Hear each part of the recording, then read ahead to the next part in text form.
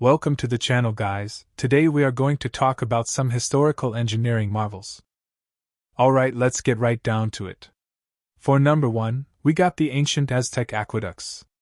The Aztecs' capital, Tenochtitlan, was built on an island in the middle of Lake Texcoco, in the Mexico Valley. While this location offered protection from rival tribes, it had many limitations, one of them being that the water was so brackish that it was not potable. In the beginning, the Aztecs fixed this by carrying water from mainland springs in canoes to Tenochtitlan, and eventually, after causeways were built, water was carried over those. As the city began to grow in population, however, it became clear this solution would not keep working. Because of this, in 1418 construction was started on the first Chapultepec aqueduct. This was made by placing clay pipes on top of mud islands, with a walkway on the side to provide access.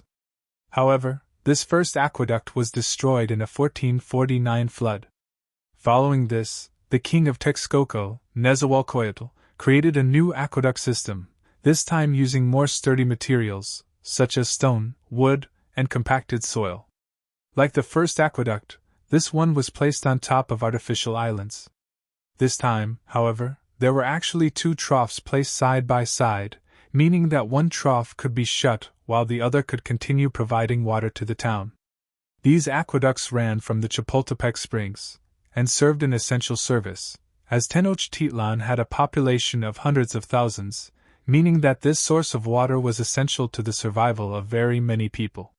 This project would have been very difficult, as both the islands and the aqueducts themselves had to resist flooding, storms, and erosion. They accomplished this by attaching the pipes to the islands using wooden pilings, fastened on a foundation of stone, lime, and sand. Sadly, this amazing aqueduct was destroyed in Hernán Cortés's siege of Tenochtitlan in 1521, during the Spanish conquest of the Americas. Alright, the second thing we're gonna be talking about in this video is the Roman Coliseum. Probably the most famous structure in all of Rome, this amazing structure was used for grand shows of animal hunts and gladiator fights. But to create these amazing shows, there was a lot that happened behind the scenes. The Coliseum was designed with crowd control in mind, and the dozens of hallways and seating zones were designed to handle crowds of 70,000. To service all these spectators, there were over 100 drinking fountains, with the water being supplied by the famed Roman aqueducts. Another thing that the complicated plumbing system enabled was another type of show, which must have been an amazing sight. There is evidence that the Colosseum would occasionally be flooded for full-on mock naval battles. This really showcases how insane the Roman engineering was, as they managed to gather enough water to flood enough space for an entire naval battle, showcasing the complexity of their organizational and engineering skills. Another invention to help the spectacle was the elevators that filled the floor of the arena, with 24 to 28 elevators present that would have allowed beasts, men, and scenery to emerge from the floor, as if by magic. The elevators were operated by cranks manned by 8 slaves, and would have made the battles in the Colosseum even more amazing to watch. For number 3, we're gonna talk about triremes.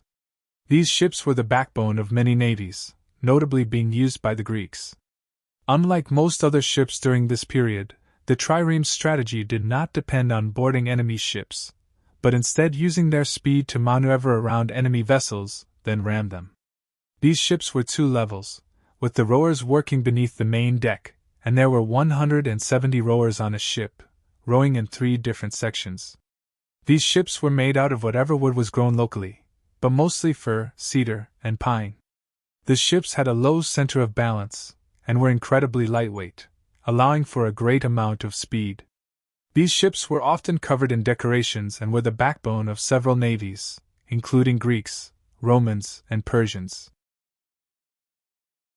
For number 4, we're gonna talk about siege towers. These towers had 4 wheels, and were tall rectangular structures that were often equipped with a gangplank at the top. Archers could stand on the top of the tower and fire arrows at the defenders, and pikemen could also be placed on it to spear any defenders who got in its way. Upon reaching the tower, the gangplank would drop, and soldiers housed at the top could rush over it. In addition, some of these towers had battering rams attached, which they could use to knock down walls or castle gates.